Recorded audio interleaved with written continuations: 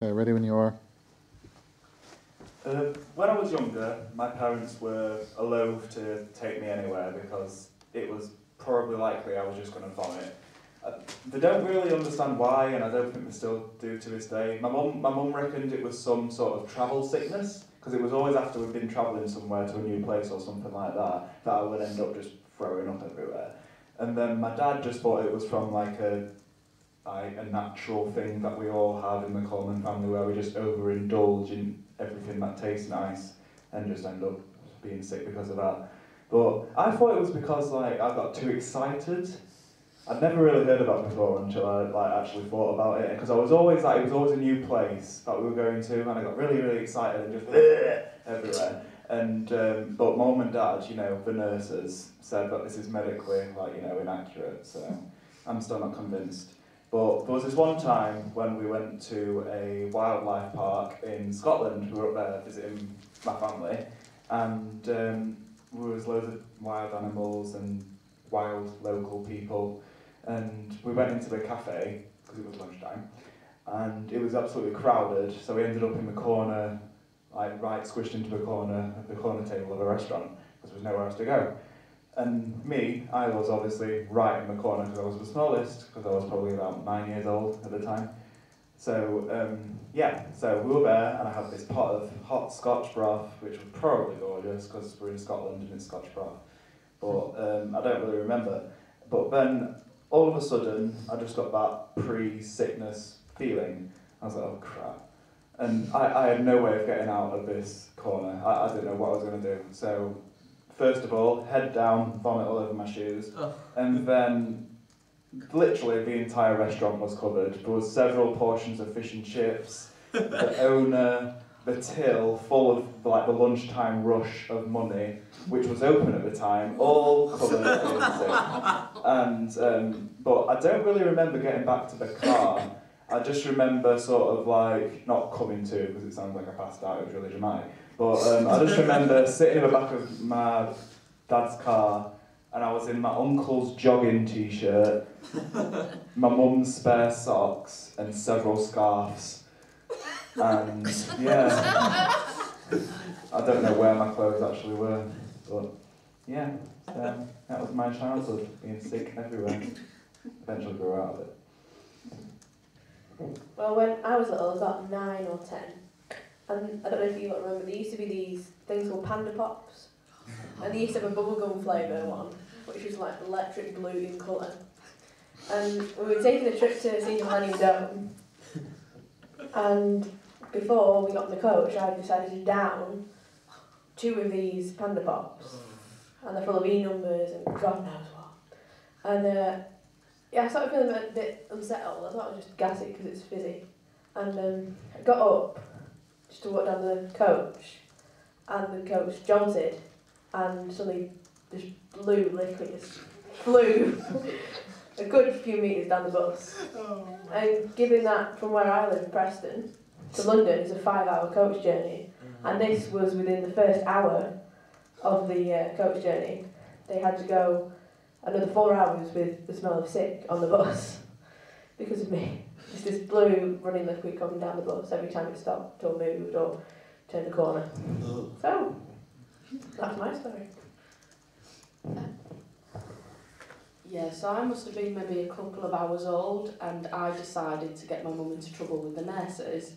Now, in the hospital in Hessel, you wasn't allowed to change your baby on your bed. You had these stupid little plastic boxes at the end of the bed, and you had to change the baby's nappy in there. And my mum just couldn't, because I was quite a chunky baby. Apparently nappies didn't fit me. I used to have to get sellotaped into them. Bit of a sumo baby. Not grown out of that. So my mum thought, forget this. I can't change her in this.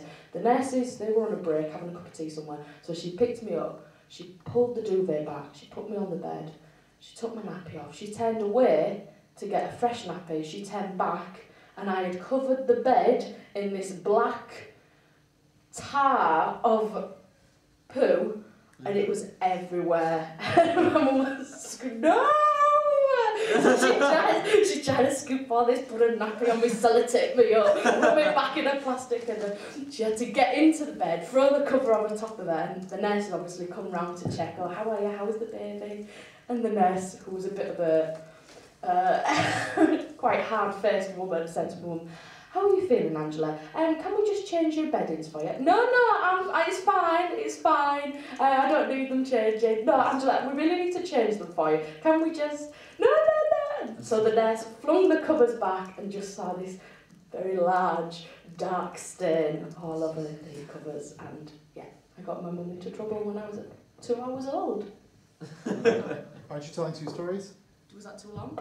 Oh, and then yeah, I didn't grow out of that. I didn't like going to bed at night. I wanted to stay downstairs, watch telly because I thought there was monsters in the bed that were going to try and eat my toes. So I used to suffer really bad with nosebleeds. So I had a plan. I thought this through. I'll punch up my nose for quite a while, and it'll start bleeding, and then I can run downstairs and go, oh, my nose is bleeding. Can I stay down here with you? Sometimes that didn't work, so we went to the extreme of sticking the fingers down the throat. Come on, it's like, oh, I don't feel well. Or I even got to this extreme of rolling myself out of the bed. Okay. There were 2 things that convinced my mother that my father was comfortable with me as a child. One was the discussion over my name. He'd always wanted to call me Walter Walthorn, after my grandfather. However, that's slightly better than my mum's original planned name for me, which was Mary. But as soon as they found out I was a boy, she wanted to call me Christopher, and there was this huge row about Walter, Christopher.